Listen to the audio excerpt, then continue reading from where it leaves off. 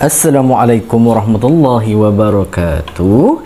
Jadi baik, untuk video kali ini saya nak terangkan kepada awak untuk ujian kimia bagi gas.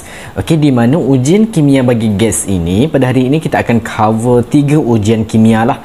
Okey, di mana untuk ujian kimia bagi gas ni saya akan terangkan kepada awak macam mana kita nak jawab mungkin dari segi penerangan, ayat-ayat dia dan sebagainya, aturan ayat-ayat dia yang pertama, kedua dan yang ketiga sekiranya soalan yang keluar dalam peperiksaan.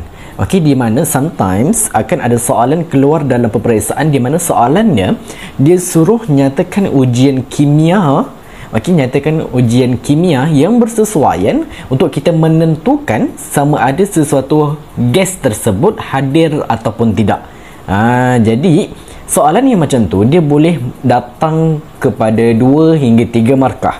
Okey, boleh datang 2 hingga 3 markah lah. Jadi sekarang ni kita nak belajar. Okey, untuk mendapatkan 2 hingga 3 markah tu macam mana kita nak dapat? Okey, dari segi penyusunan ayat, dari segi kesesuaian ujian kimia yang kita nak gunakan tersebut dan sebagainya. Jadi, yang pertama sekali ini kita akan pergi kepada ujian kimia yang pertama di mana kita menggunakan kayu uji berbara. Okey, kayu uji ni kita ada 2. Okey, kayu uji awak kena tahu kita ada 2. First one, kita ada kayu uji berbara. Yang kedua, kita ada kayu uji menyala. Yang this one dinamakan sebagai kayu uji menyala. Okey, jadi kedua-dua kayu uji berbara dan kayu uji menyala ini digunakan untuk 2 gas yang berbeza. Jadi awak kena ingat dekat situ, awak kena alert dekat situ. Jadi pertama sekali kita pergi kepada kayu uji berbara. Okey, kayu uji berbara. Okey, kayu uji berbara sekarang ini adalah untuk the first one, yang this one ni. Okey, untuk yang this one, okey. Pertama sekali, andaikan dalam satu tabung uji. Okey, andaikan dalam satu tabung uji kita ada satu gas. Kita ada satu gas yang tak dikenal pastilah. Okey, tapi secara asasnya kita tahu dalam gas tersebut kita mengandungi gas oksigen, yakni O2 lah. Okey, dan langkah untuk kita nak mengenal pasti sama ada gas oksigen hadir ataupun tidak dengan menggunakan kayu uji berbara, di mana kayu uji berbara ini perlu dimasukkan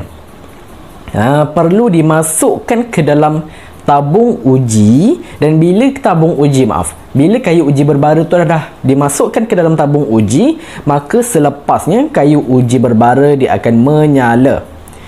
Bila kayu uji berbara sahaja dia menyala, bermaksud kita tahu dekat situ hadirnya gas oksigen. Itu dari segi macam mana cara kita nak menentukan. Okey, dari segi ayat, dari segi explanation yang kita nak jelaskan, kalau keluar dalam exam kan macam mana kita nak explain. Okey, jadi untuk explanation kita akan terbahagi kepada 3 perkara yang utama, yakni AOC. A adalah action, O adalah observation, C adalah conclusion. Di mana A, action ini apa yang kita lakukan pada awal-awalnya, apa tindakan yang perlu kita buat. Okey, observation pula selepas daripada tindakan, apa pemerhatian yang kita boleh dapati. Okey, conclusion pula adalah konklusi akhirnya, sama ada gas ini hadir ataupun tidak. Itu dia. Jadi pertama sekali kita tengok kepada action. Okey, nak buat ayat action ni pula terbahagi kepada 3 faktor, yakni ACB. A sama juga action, yakni tindakan. C adalah container, yakni bekas. B adalah bahan. Jadi pertama sekali kalau awak tengok dekat sini, action kita yang pertama sekali adalah memasukkan kayu uji berbara. Okey, sekarang ni untuk kita nak buat ayat-ayat like procedure dan sebagainya, keyword kita, penggunaan perkataan kita mesti kena tepat. Okey, sebagai contoh, okey, in this one kita kata masukkan, betul? Kita kata masukkan. Okey, bila kita kata masukkan, kata masukkan bermaksud, okey, bermaksud like this one, betul? Kayu uji berbara ni perlu dimasukkan sampai ke dalam ni. Perlu dimasukkan sampai ke dalam ataupun sampai ke dasar tabung uji tu, bukan letakkan. Dia ada beza penggunaan ayat letakkan dan juga masukkan. Kalau letakkan bermaksud kita letak dekat muncung tabung uji ni. dekat bibir tabung uji ni. Okay, but in this case, disebabkan kita nak uji kehadiran gas oksigen, kita kena masukkan.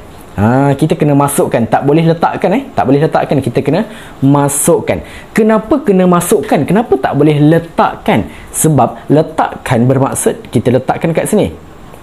Okay, dekat muncung tabung uji. Masukkan, kita masukkan sampai dasar tabung uji. Kenapa kena masukkan sampai dasar tabung uji? Tak boleh dekat muncung ni sahaja. Sebab kita kena faham, in this case untuk kayu uji berbara, kita nak kaji ataupun kita nak kenal pasti kehadiran gas oksigen. Jadi, untuk memastikan bahawa gas oksigen tersebut hadir daripada eksperimen, iaitu hasil daripada eksperimen, kita masuk ke dalam tabung uji.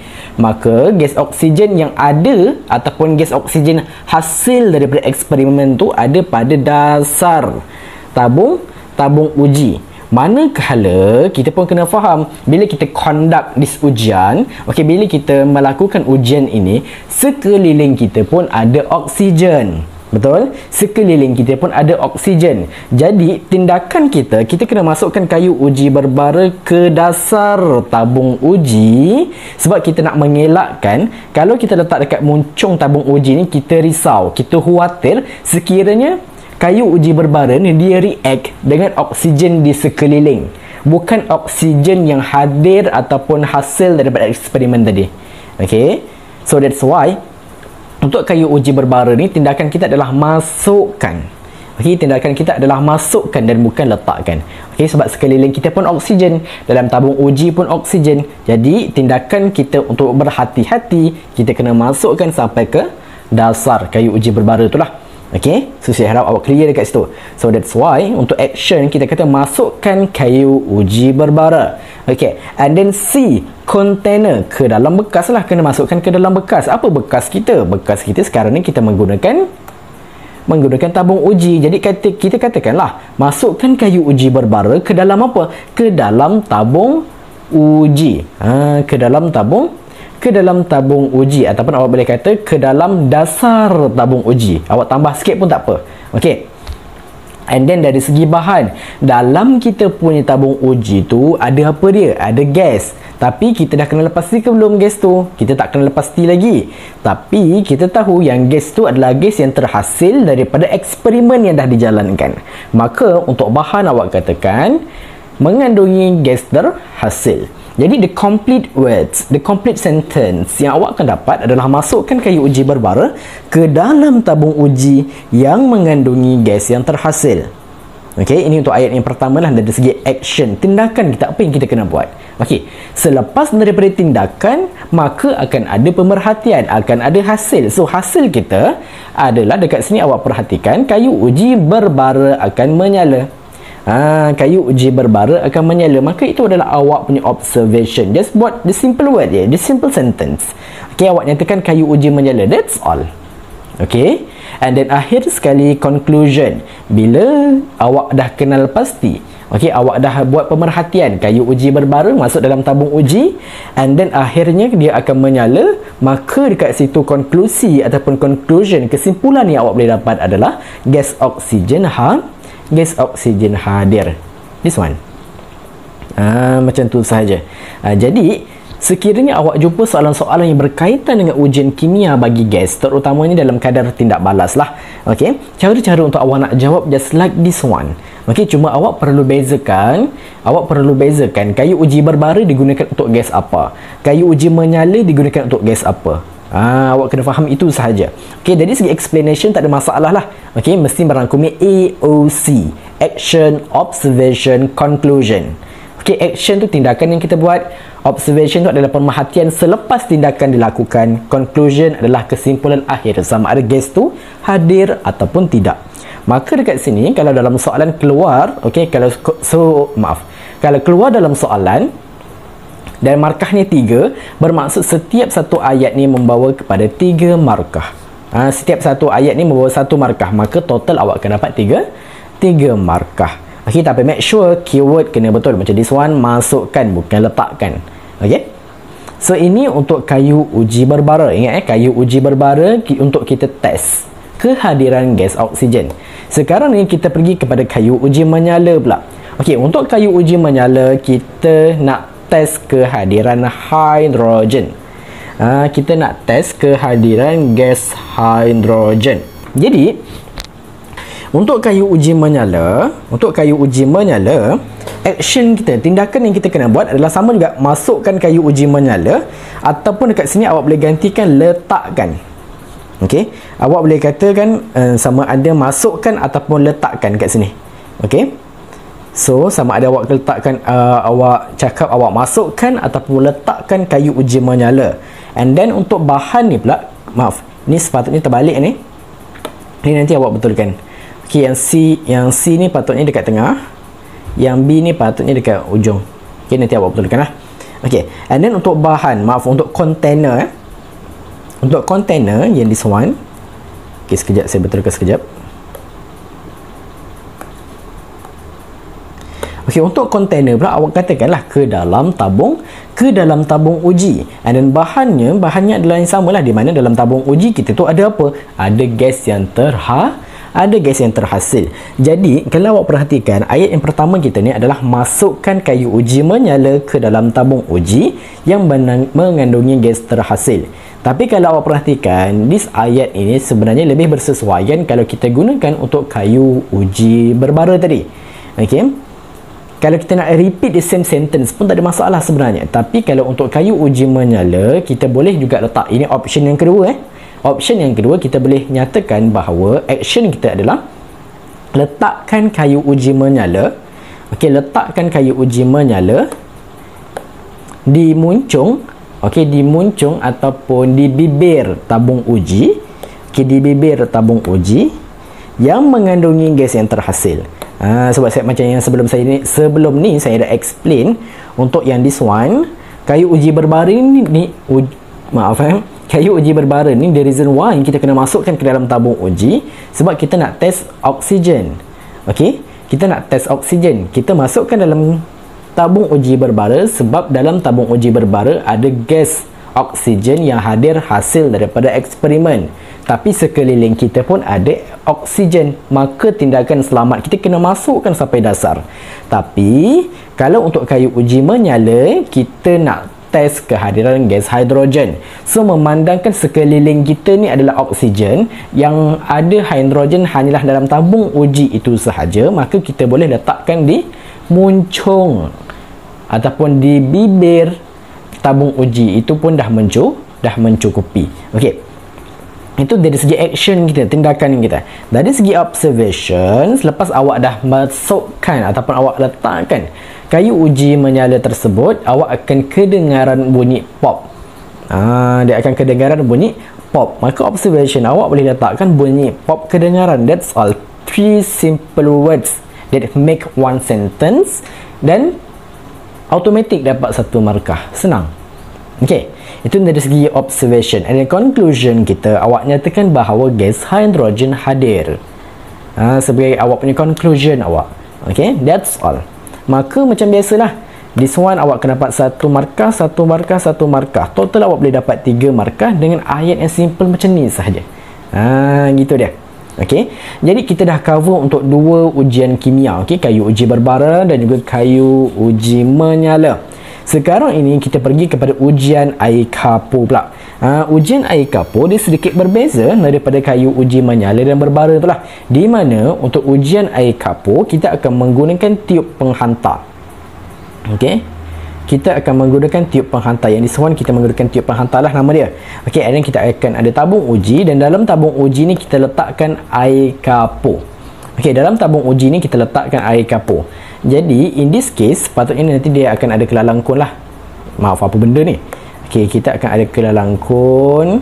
Okey, and then ada eksperimen, and then dia akan sambungkan sepatutnya. Dia akan sambungkan, salurkan masuk ke dalam air kapur ini.